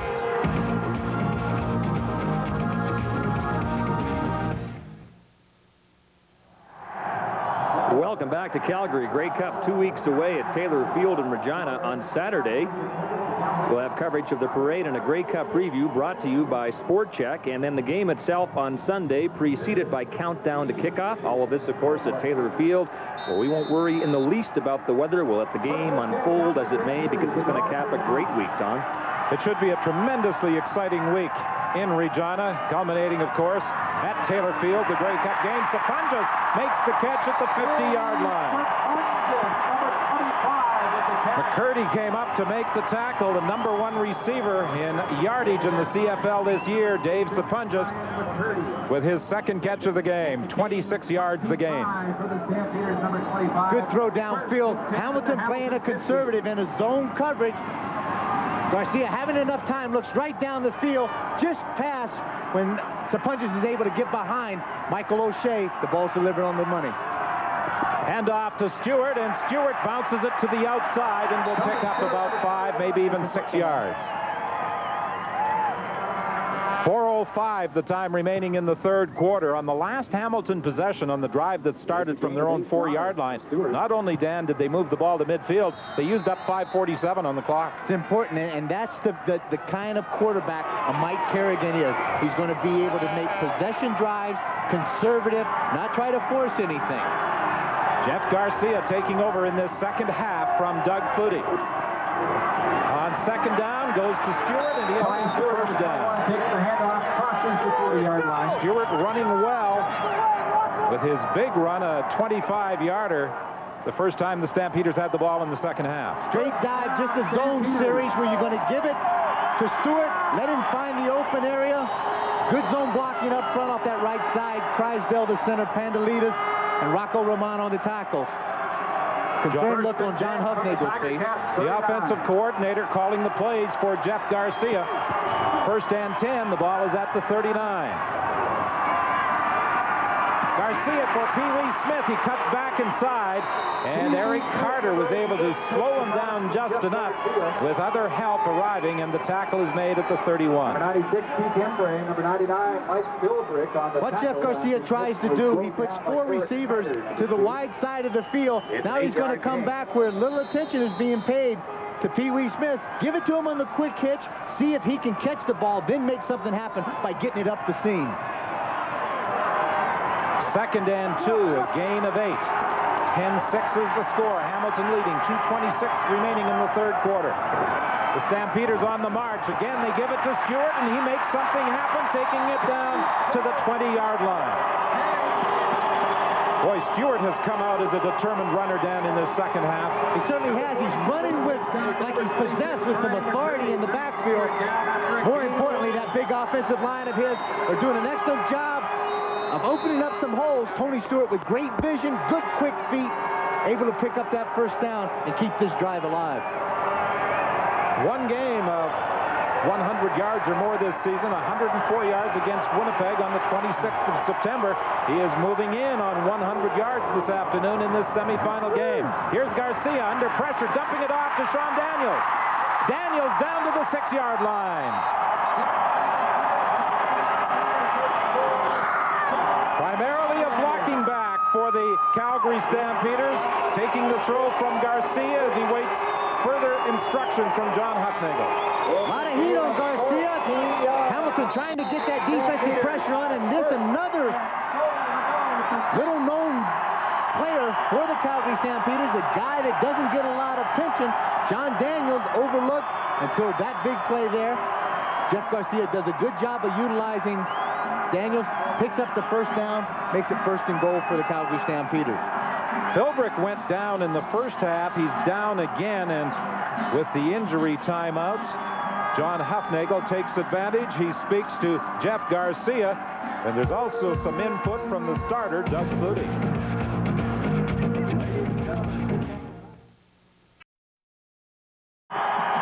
Philbrick has gone to the Hamilton bench, and on the field, Mike Campbell has moved in as his replacement, and it's 1st and goal, Calgary from the 6-yard line after the 14-yard pickup by Sean Daniels. It's been a while since Calgary has scored a touchdown at McMahon Stadium. They failed to put it in the end zone in their final game against Saskatchewan. Here's Garcia with the fake, throwing into the end zone, incomplete. He was looking for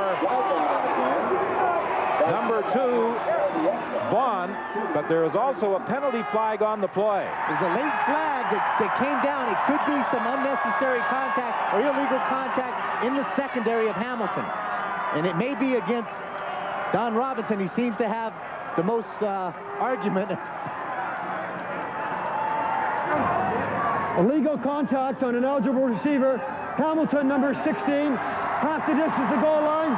1st down, Calgary. I think he tripped Dave Sapunjas as Sapunjas Dan was trying to get into his pattern. When Dave came out, he looked like he was going to throw to the out, and he wanted to make a cut, and Robinson just absolutely decked him and knocked Sapunjas right to the turf. 1st and goal from the 3-yard line. Hand off to Stewart. Stewart won't get there. He is still on his feet, but the whistle had gone. Stewart was driven back. Mike Campbell was one of those involved in the stop, and Campbell lost his shoe in stopping Stewart. Stewart bounced back, and but the whistle had already gone. Mike Campbell right in the middle of this pile. Stewart trying to cut back across the grain. Good penetration. And Mike Campbell, the 7-year veteran, his first year since coming over from the Toronto Argonauts. You see Campbell still trying to adjust his shoe. He couldn't get the shoe back on. So he had started over to the bench, then he went down, and obviously he's indicating that he's injured. And that caught the attention of the Stampeders, and they were running over and yelling at the officials, trying to say, hey, this guy's simply faking it because he had lost his shoe. And you know what? I think they're probably right. I don't know. Now, you look how serious that they are. They're looking at that ankle. It looks like he had some serious problems with it. You know, was that before or after he started running to the bench? It could have been on the way. He probably got that. It could be a turf toe, because if he's running without his shoe on, he caught his big toe on the turf. He went down like he was shot with a rifle.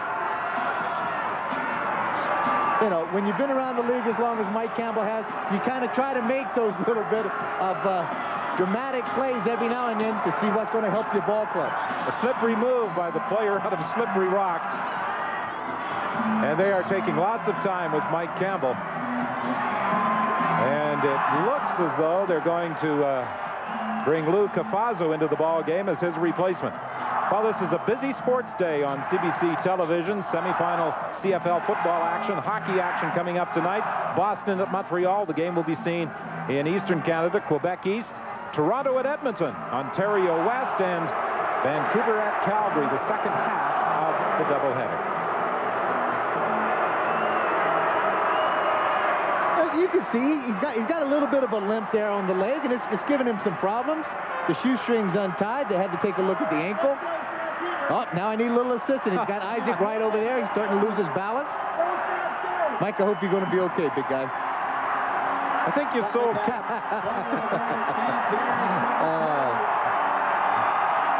Sometimes if you ain't cheating, you ain't trying. I guess that's the way it is. Second and goal from the 2.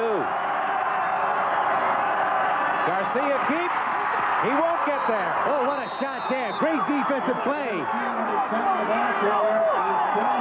Jesse Small was one of those who came up to make the stop. And Keith Embray also came across. This is the kind of opportunity that Jeff Garcia has to make happen. Once you get the ball down that close in the red zone, you have to get it in the end zone. And that's the final play of the third quarter.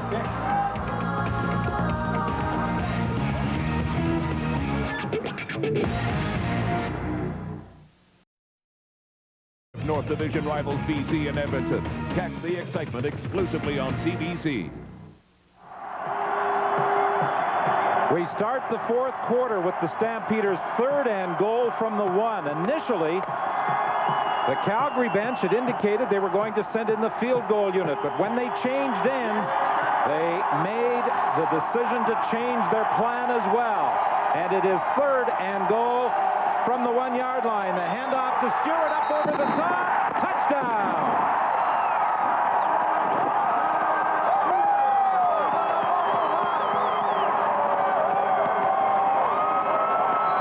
Change of plans by Wally Guano puts the Calgary Stampeders ahead 12-10 on the opening play of the fourth quarter. Not a big surge off of that right side, but just at the last minute, as you can see, Tony Stewart gets the left arm and the ball, breaks the plane of the goal line.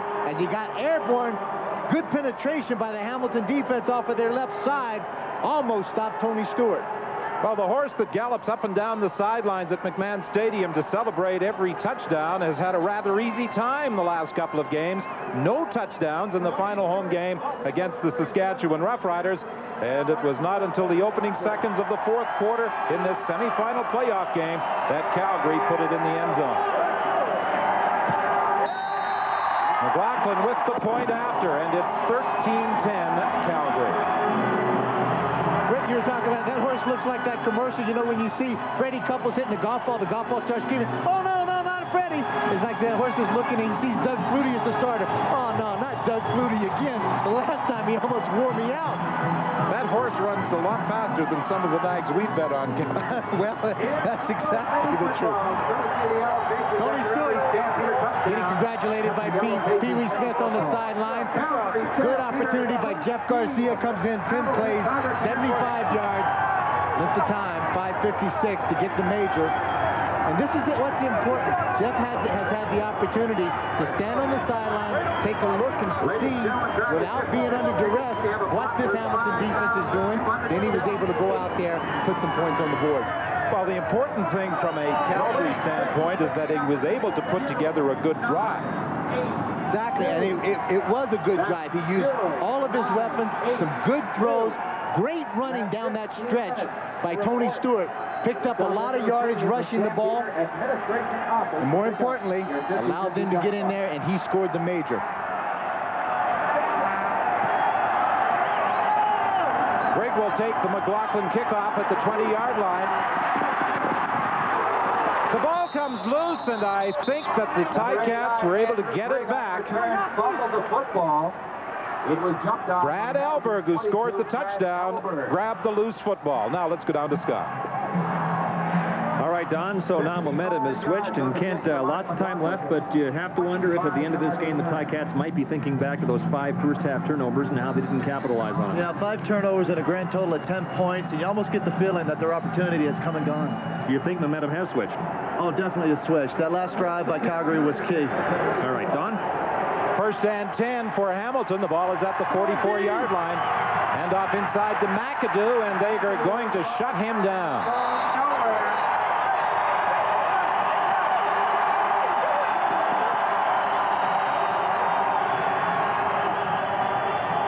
Statistically, this is the story through 45 minutes of play. Those 5 turnovers, as Kent said, looming large in this football game, but the Ticats weren't able to take full advantage. They really didn't, and 179 yards passing, a majority of that coming in the third quarter under the guidance of Jeff Garcia. Second and 9. throwing. Kerrigan from the shotgun. He's under some pressure. He'll dump it off, and he's got Hazard open, and he's got a first down. Number 81, Manny Hazard takes the carry. He takes it to the 53 of Calgary. When you get second and long situations against the Hamilton offense, you can play that zone, afford to cover the receivers downfield, force Kerrigan to come up and have to run past the line of scrimmage. Then you don't think that he has the foot speed to be able to pick up the first down. Defensively, you can react. Here was an opportunity where Hazard was able to find the open hole in the zone. Kerrigan was able to find Hazard, and it makes it a first down. He was a big receiver for the Argos in 1993 with better than 1,000 yards. Now it's 1st and 10, Hamilton. Pass to Thompson. Good coverage over on the far side of the field by Coleman, limiting the gain to about 5. Drills him down. Larry Thompson comes down, just going to sit on the hitch. Coleman does a good job of reacting, great job of closing quickly and making the tackle. That is a very, very touchy kind of pass to throw, because if it's not thrown exactly right, Coleman's going to pick that thing off and take it 6 to the house the other direction. Kerrigan conferring at the bench as to what play the Ticat coaching staff wishes called on this 2nd and 3 setup. One quick thing, Ken Austin had alluded to, like momentum swinging and stuff like that. Don Southern had talked about momentum. He said last year when there were big momentum swings, we didn't know how to react to it. We almost gave up. He said this year after a turnover, we take it as a challenge and we want to get the ball back and get back into the ball game, switch the momentum back to our side. Well, there seemed to be some communication problems in relaying the information to Mike Kerrigan. He went over to the bench a couple of times. He talked about big swings during the course of the season. Hamilton started winning its first 2, then they lost 3. Then they won 4 in a row, and then they lost 6 of their last 7. So they've had up and downs all season, but they brought their 8-10 record into the postseason, and they have a chance to knock off the Calgary Stampeders, trailing by 3 with 12:18 remaining in the football game. There's the pass complete for a first down to Hazard as he takes it inside the 35. Number 81, Manny Hazard. He beat Gerald Vaughn to the outside for a critical Hamilton first down. Does a terrific job. They bring everybody in tight, and all he's going to do is one-on-one, gets to the outside, breaks it to the out. Now watch as Kerrigan steps back, quick 3-step drop, gets to the outside shoulder of Vaughn, makes that plant, cuts back away from him, creates separation, perfectly thrown ball, first down. 1st and 10, Hamilton. The ball is at the 33. Kerrigan fakes, now throws, it's intercepted, picked off by Coleman. Coleman could go all the way unless Lee Knight can cut him off.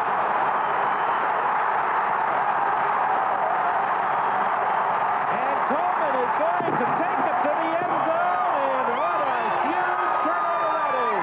95 yards on the return.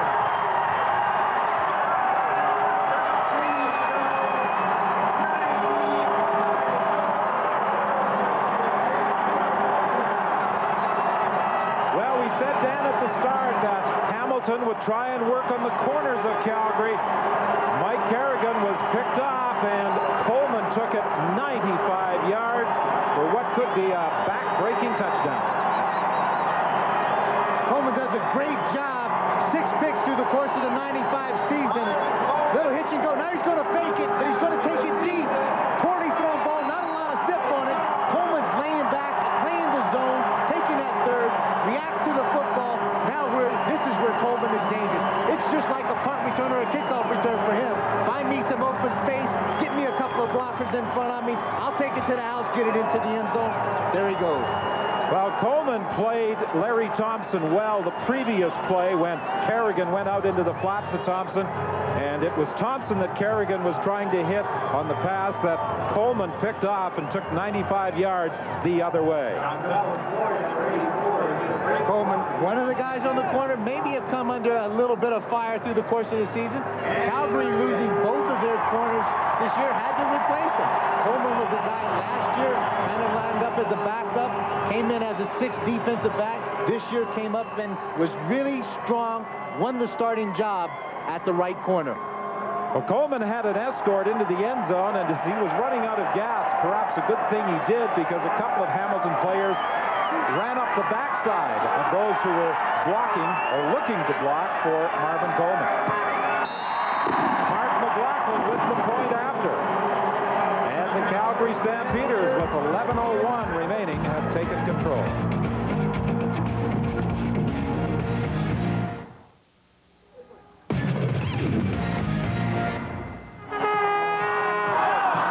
Well, the Stampeders, after a very nerve-wracking first half at McMahon Stadium, have opened up a 10-point lead. Bobby Pandolitis was the injured Calgary player on the convert. Here the game is out. You're going to do this is y'all. Come on, Dutch. Come on, baby. And at the moment, Coleman is the hero, and he was not about to relinquish the football after taking it 95 yards. He hung on. This is Rogers on the kickoff return for Hamilton, and on most of the returns today, Hamilton has had good field position. Good field position to start off with. I don't think they've started anything inside the 35-yard line. Now take a look. This is Coleman right here. It's a little hitch and go that went down. The ball is thrown. It's already in the air. Now watch. This is a play that probably Kerrigan would like to have back. Shouldn't have been thrown. Coleman makes an excellent play on the ball. It's underthrown somewhat. He goes up high, makes the pick. Then the rest for 95 yards could be history. First and 10 from the 41. Draw play with Dean Noel, and he will get it out to the 46-yard line, a pickup of about 4, maybe even 5. Got a gain of around 5 yards. Kerrigan glances over to the bench. Still plenty of time remaining in a 10-point football game. But how things turned around on the 95-yard pick by Coleman. Well, now we're going to find out the maturity of this ball club, the Hamilton club, to see you had a big momentum swing.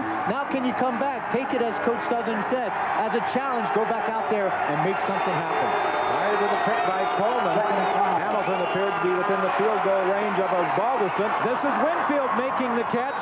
And Winfield fought Al Jordan for positioning, and Kerrigan delivered the football. An incredible catch by the KG veteran, Al Jordan, the corner. Now take a look at this. He's going to turn his hips inside, get to the inside position. Not until the last minute does Earl Winfield reach his hands up to make the catch, because the defender, he's going to watch the receiver. As soon as your hands go up for the ball, my hands are going to go up to try to make a play, and Earl Winfield comes up with a possession catch, keep the drive alive. Jordan lines up against Winfield again, but Kerrigan goes the other way. Meroff makes the catch, and Coleman thought he might have another interception. See, now Coleman's to the wide side of the field, so he gets to look from the inside receiver down the line of scrimmage to get to see Kerrigan. He comes off his coverage right at the last minute to make the good play on the out to Meroff. Boy, Don Southern was absolutely right when he assessed the potential of Frank Meroff and how he has improved. He has been a factor this afternoon. Well, he certainly has, and as we talked about, we keep mentioning Thompson, we keep mentioning Winfield and guys like that. Now, if you look on the other side of the ball in the Calgary receiving corps, that is why this is such a good offense. All 5 or 6 of those receivers, they complement themselves so well that they are so good. You don't know defensively who could you double team, because then somebody else is going to get a one-on-one coverage, and they take the best of it. That is what Hamilton has the ability to do with possibly Meroff and also Manny Hazard to complement the 2 outside guys that they know are going to be productive receivers. Frank Spaziani in charge of the secondary for Calgary, indicating what alignment he wants the Stampeders in. It is second and short, but I don't think there's much doubt, although this could be a free play. But I think right now Hamilton will first and foremost try and get the first down. Well, that's important. You've got to keep the ball in your hands to be able to score. Kerrigan will keep. He will get the first down. 8:50 is the time remaining. Has the Tiger Cat first down. And we talked about earlier, there's a lot of time left in this game.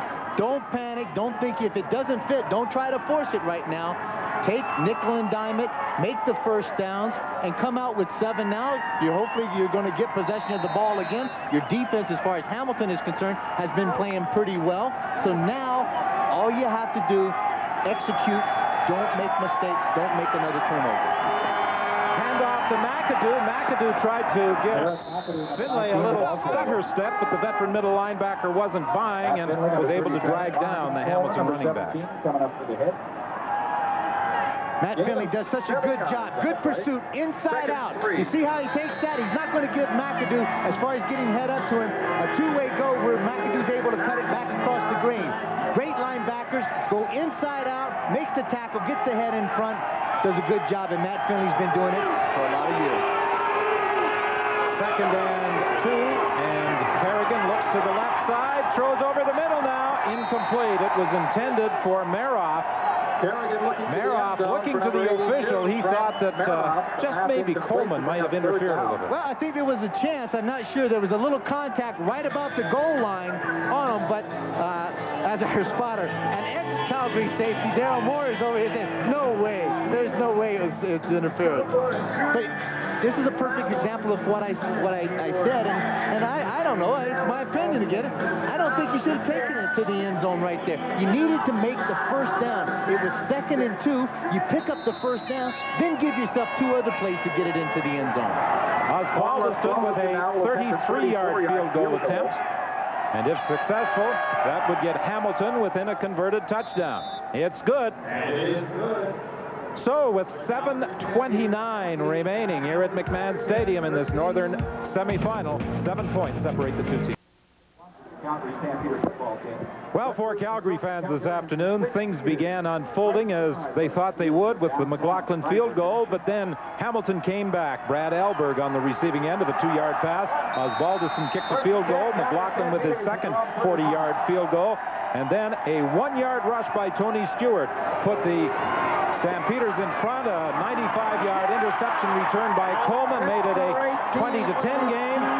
And then a field goal by Osbaldiston, and it's now 20-13, but Alan Pitts is on the receiving end of a Garcia throw, taking the ball up to the 53-yard line and a first down Calgary. Throws back to the weak side, the short side of the field. Pitts just runs the corner route against Robinson, gets him turns, convincing him he's going to go to the post. Excellent pass route runner, great hands, and this guy is, I mean, he is just the prime in the league as far as slot-backs are concerned. He missed 3 games. He had a hamstring problem as well as a viral infection, and O'Shea straightens up Stewart as he fills the hole after a gain of about 3 or 4. 4 yards on the play. It's going to be tough sledding when you take it into the middle. Good job of blocking outside, and then out of nowhere, Mike O'Shea comes, sticks his head right in the chest of Tony Stewart. You linebackers always are a little sneaky. Well, you have to be. You have to be. You just kind of hide behind those big guys and kind of jump out right at the last minute, make your stick, then go get in the huddle. Penalty flag as Garcia went down hard. Jesse Small got through on him. Flag down. I think we're going to get an offside against Hamilton because they came with a halfback blitz.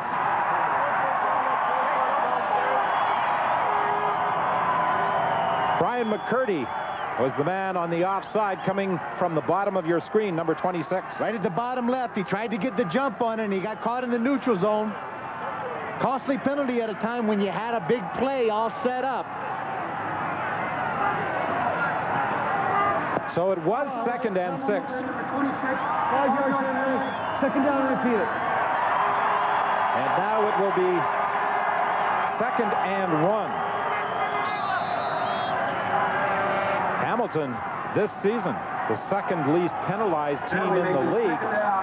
They have 5 penalties so far today, only 1 thus far against Calgary. 2 last faces you saw, John Hupnagel and Michael O'Shea. 2 guys having to play a chess match against each other. More movement at the line of scrimmage. Stewart, the ball carrier again. He'll have the first down depending on the penalty call. I think they're going to call Keith Embry on the offside. Got caught again, a stutter count at the line of scrimmage, and he gets caught in the neutral zone. Right at the bottom of your screen. Take a look. He stand up in. That's all it is. Watch him as the ball not snapped. They both get caught in the middle. He and also Mike Campbell are in there. It could have been either one. Jeff Garcia, free play for the Calgary offense. The penalty is declined. They take the first down from the 42. First and 10 Stampeders. 6 minutes remaining in the ball game. From the Hamilton 41.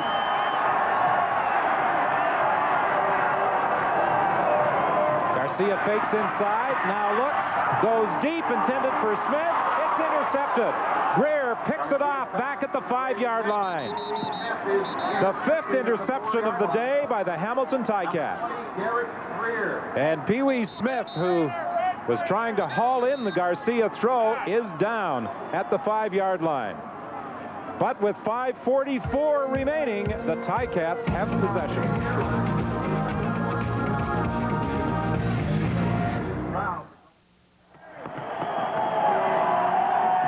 Pee Wee Smith injured on the pass interception, and Kep, it appeared as though he injured his knee even before he went up for the ball. He sure did, because that's why he wasn't able to make a move or a leap to get off there. He could not put any pressure on that left knee to jump up in the air to try to at least play defender and knock the ball down. Shovel pass inside to McAdoo, read perfectly by Stu Laird. The cagey veteran up front wasn't fooled at all. Two tremendously poor calls, I think, that Mike Kerrigan has made through the course of the day. The quarterback draw, and this play down that deep in their end against this kind of defense is absolutely crazy. This defense is playing everything in front of them. They've got great speed to attack the play. They're not going to get fooled too much. You haven't done anything to actually set that play up. Yeah, everybody always talks about Calgary's offense. They're a pretty solid defensive team. From the 2-yard line now. They hitch screen. Thompson breaks one tackle, and did he lose the football? But I think it came loose after the whistle had gone. Hazard came up with it, but that should be a first down. Alondra Johnson came over to make the tackle. The hitch screen is thrown out. It's a 40-yard pass. It's only about a 2-yard pattern. Marvin Coleman does a good job of staying on the outside shoulder, forcing Thompson back inside to the pursuit. But Alondra Johnson is a long way to go, just a little slow getting there. He did make the tackle, took the ball loose. There's that shovel pass inside again to McAdoo, and McAdoo is in big trouble. Well, they've gone to that play twice now, and it's failed. But I don't know, if it doesn't work the first time, it looks like if it doesn't fit, we're going to force it back in there. I said last time he's made 2. I say now he's made 3 poor calls. He's had good opportunity as far as throwing the ball on curl routes, going to the quick outs with the backs coming out of the backfield. It makes much more sense to start maybe with your first down production, get 4 or 5 yards, as opposed now you're second and long again against this Calgary defense. 3:35 remaining in the football game. Kerrigan for Winfield. He could not hang on. Just off his fingertips with Knox over to help Jordan in the coverage. 3rd down and 12. So it is 3rd and 12. The offensive coordinator, Mike Farragalli, he took over when Dieter Brock, in a dispute over offensive strategy with Don Sutherland, quit the team. Now you can see Earl Winfield, he's just going to come down, stop, and he was going to try to take it back to the outside. He just did not anticipate that Mike Kerrigan was going to throw it that far outside. Good thrown ball, good thrown route that time, because it takes it and throws it away from the defender who was on the inside. Terry Vaughn is back on the punt return team, replacing Pee Wee Smith. Marvin Coleman handles the kick, though, and he gets it back to the 50 of Hamilton with 3:11 remaining in the football game. Pretty good kick by Osbaldiston of 49 yards, 12 yards on the run back. Scott? All right, Don, Calgary in front by 7, and now late in the game, Kent Austin is here to say that interception returned by Marvin Coleman looms larger than ever. Yeah, instead of being down 20-13, without the interception, they could have kicked the field goal, and they could be playing with a 16-13 lead right now. The whole complexion of how Hamilton's operating could have been changed at the end of the game. Yeah, instead they're desperately trying to tie it. That's correct. All right, Don, back to you. Desperately trying to tie it. The clock is against them, and Calgary has the football. 1st and 10 from the 49. A handoff to Stewart. What an afternoon he has had. He takes it down to the 30-yard line. Rogers made the tackle.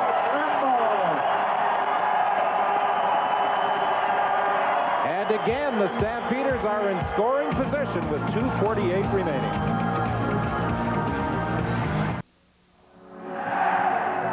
It's been a very physical semifinal playoff game. Hassan Bailey went down in the first half. Obviously, he's finished.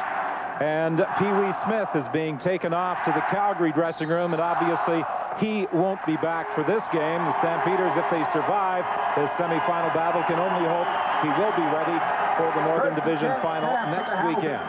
Major losses on both sides of the field with those two injuries, Vic. This is Tony Stewart, and he is going over 100 yards with this carry. Stewart had 97 yards on 14 runs prior to this romp. And he now has 110. You know, people forget about the Calgary ground game. They concentrate on the passing attack. But Calgary runs Stewart when they have to. They do. Stewart is in here. This is small. Watch how he comes up the field. There's no reason to come up that far. It gives a big cutback lane for Tony Stewart. With that great vision that he has, he picked it up. Back to the live action. 1st and 10, it's Stewart again. This time he is met right at the line of scrimmage.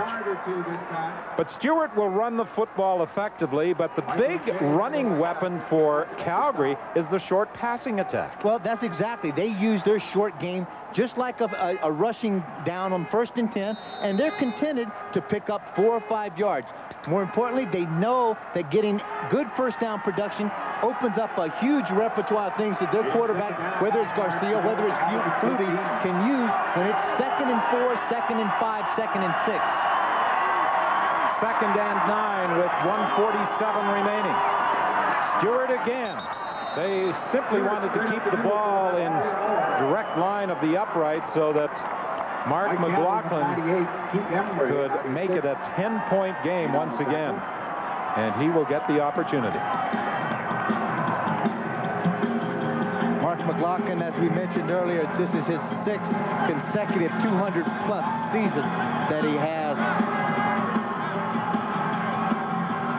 85% of his field goes through the course of the 95 season, the longest being 52 yards. Well, he has made field goals from 40 yards twice today, so this from 19 yards should pretty much be a chip shot for Mark McLaughlin. And you know, Cap, I saw him in the locker room today, a kicker lifting weights. Oh, those kickers will tell you, they're athletes. I mean, they pump iron, they get buffed up. You know, they're not going to get pushed around. They take enough shots out there, and kickers do take a lot of ribbing by the other players, and that's why they are unique. They're a very special breed of player. But when you got it comes down to the wire, and a lot of pressures on one guy, you want a guy like Mark McLaughlin who has the pressure to make a field goal to win you the game. Well, McLaughlin makes no mistake for the 3rd time this afternoon, and Calgary now leads by 10 with 1:39 remaining.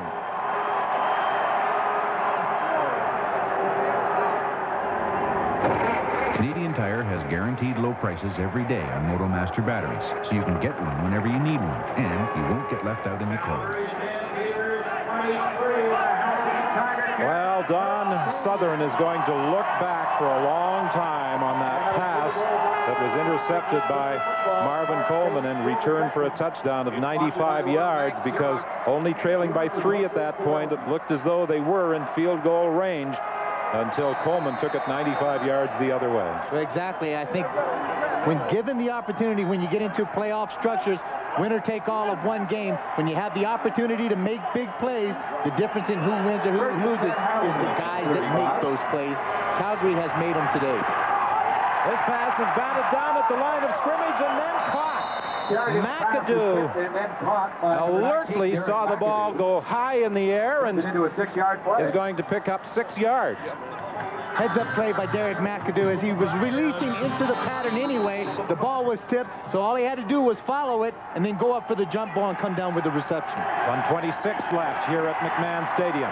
Kerrigan now going deep. He's got Winfield open. They're ruling he was out of bounds.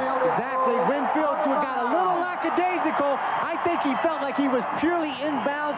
Clear, no need to take a look down at where the out of bounds was.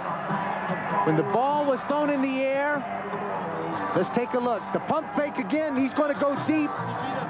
And as the ball comes down, the right foot of Winfield there is out of bounds. He had an opportunity. If he was a little more aware of where the out of bounds marker was, he may have been able to drag that right toe or even the left foot to keep it in and make it a reception. Well, he knew he had Coleman or Jordan beaten, but he was not really aware of the sidelines looming up, and he went out of bounds. This is Lee Knight on the third down play, and he is up to the 46. This should be a first down, depending on the spot, with 1:13 remaining. Hamilton has wanted to be very dramatic because on a third down in about 5 situation, they run Knight out of the back. They just circle him over as they throw the ball back. He catches it at about 4 yards short of the first down. He had to make a great effort to pick up the first down. McAdoo over the middle. McAdoo fighting for additional yardage, but no way against the 4 Calgary defenders. There's a couple of calls right now I have to question. It's a minute to go. It's 23-13. What you have to do, you've got to go deep. You've got to try to put it into the end zone now, and hopefully that you're going to get 2 possessions to try to tie this game up. Well, they did try and go deep earlier. This one was picked off by Coleman. Goodbye. His second of the day. They went to the well not only once too often, but twice too often. Well, I mentioned to you earlier, if you hang it out there and you don't throw that pass exactly where it needs to be, it's going to go to the house by Coleman the other way. Great break on the ball. Going to give it to the fans. That's a classy move by Coleman. Good break on the ball. Comes up, makes the interception, and takes it back for his second intercept touchdown of the game. Well, we saw an indication that Kerrigan might have some problems with Coleman earlier when he threw the pass to Thompson that Coleman made a good play on. Twice now he's attempted to go to Thompson, and twice Coleman has taken it for a touchdown. Well, he's going to play him tight, but as he said, when Coleman's lined that far up outside, he can look right down the line of scrimmage, take a little peek into the quarterback, and he can see Kerrigan take that quick 2-step drop, turn, throw the hitch with the receiver Thompson in front of him. He made the big break on the ball. It's a bit of a gamble, but this one paid off for Coleman and also the Calgary Stampeders for 56 yards. Touchdown interception. Well, with 2 touchdowns, is he the offensive or defensive star of this football game? He could be both of them. Hey, give him the car. Let him drive away in the car tonight. Well, on the point after, Bobby Pandelitis took a tremendous shot, and now we've got a skirmish going on. And hopefully cooler heads will prevail. 43 seconds remaining. You can understand, I suppose, somewhat the frustration of the Hamilton Ticats. They were controlling this game. In the first half, they led by a score of 10-6. They fell behind by 3 in the third quarter, but then appeared to be in position to maybe tie the game again. Marvin Coleman went 95 yards, and he has erased any doubts with a 56-yard interception return. Tomorrow, the first half of our Sunday semifinal doubleheader, Birmingham at San Antonio. And then we'll make the journey north to the Alberta capital as the Edmonton Eskimos entertain the BC Lions. Mike Kerrigan has a couple of passes he has thrown today that he would desperately love to have back, but that is not going to happen, and he will not get an opportunity for redemption with only 43 seconds remaining. Hamilton just made a very valiant effort as far as playing this game and playing a very tough physical game in the first half. Had the Calgary Stampeders on the ropes, just were not able, with the 4 turnovers in the first half, to put them away and scored the needed points that they may have been able to have a little cushion in the second half. Calgary Stampeders made some good adjustments. Hitchcock on the return on the squib kick. Lee Knight initially had some problems fielding it. 37 seconds remaining, and the Hamilton Ticat season will come to an end here at McMahon Stadium. You know, the Stampeders may have been just a little uptight coming into this ball game, Kev. 3 consecutive 15-3 seasons, yet they have lost the Western Final both times here at McMahon. Many people were talking, would they be able to survive this year? That's the question that Wally Buono has had to face almost every day in his media interviews. For the last 3 years, the Calgary Stampeders have been the class and the best team in this league. If they thought pressure was on them for this particular game, wait till next week when the Western Final is here in Calgary, and the same scenario has an opportunity to possibly repeat itself when the best 15-3 ball club 3 years in a row comes to a Western Final against either Edmonton or BC, as it was last year. Two teams that have both won a Western Final right here at McMahon Stadium. You know, we talked to Wally Buono, and he was talking about back in the heydays of the Edmonton Eskimos, the dynasty we had.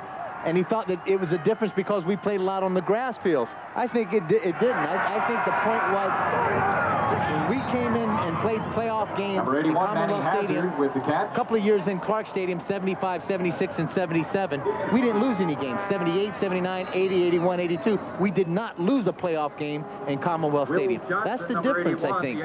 You intimidated everybody when they came up there. Well, a little bit. We tried to, but I think teams now know when they come into McMahon Stadium, that myth has been kind of shattered a bit between the Edmonton Eskimos and the BC Lions in the past 2 years. Well, the Calgary Stampeders will get an opportunity to erase those memories next Sunday against either BC or Edmonton. And those two teams play tomorrow at Commonwealth Stadium. Doug Flutie, the starting quarterback today, but it was Jeff Garcia who came on in the second half to win the ball game. Okay, well, now, here, let me ask you a question. Jeff Garcia looked as sharp as he possibly looked in the first. You already know the question. Yeah, who starts the Western Final? Coach Whitman? One of the reasons I'm up here and not down in the sidelines is because I don't make those calls, Ken. You know something? I don't think there's any doubt. Doug Flutie starts the Western Final. Doug Flutie is the guy that I think he is the man that everybody rallies behind. Jeff Garcia has done a great job this year coming in out of the bullpen, and particularly today coming out in the second half and doing a great job. This is a guy that gets a lot of respect from his teammates. We had a situation with the Eskimos one time in the '81 Grey Cup. We were down 20-1 at halftime to the Ottawa Rough Riders. Warren Moon was our quarterback. Pretty good quarterback. But he came out, a little dumpy guy named Tom Wilkinson went back in. Warren was able to take a look at what the defense was doing to him, came in the fourth quarter. We won the game 26-23. You could see today, Jeff Garcia had an opportunity to look on the sidelines from the first half, come in and make something happen during the second half. Greg Knox knocked the pass down. He probably is saying to his teammates, I should have had that interception, and Gonzalo Floyd probably concurs. The 2 interception returns for touchdowns by Marvin Coleman of 95 and 56 yards, a playoff record. The previous high interception return yardage in one game, 106 yards by another member of the Calgary Stampeders, Greg Peterson. Greg Peterson, who is now an agent for a couple of these players on the Calgary Stampeders. Kerrigan throwing over the middle, incomplete with 17 seconds remaining. Well, Jeff Garcia has to be a very happy young man. He has responded to pressure situations, first of all during the regular season, coming in to take over from a legend. Yes.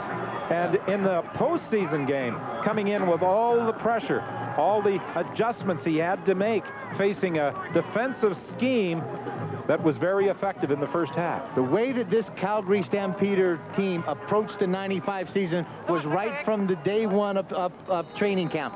Not in fact that we're going to get to the Grey Cup, but the fact is we're going to win the Grey Cup. They've already tasted what it was like to get there and win it. And once you've had that taste, you're not contented for anything left. Can you imagine the teams around in the '95 season when a Doug Flutie did go down with injury, all of a sudden they think we have a chance.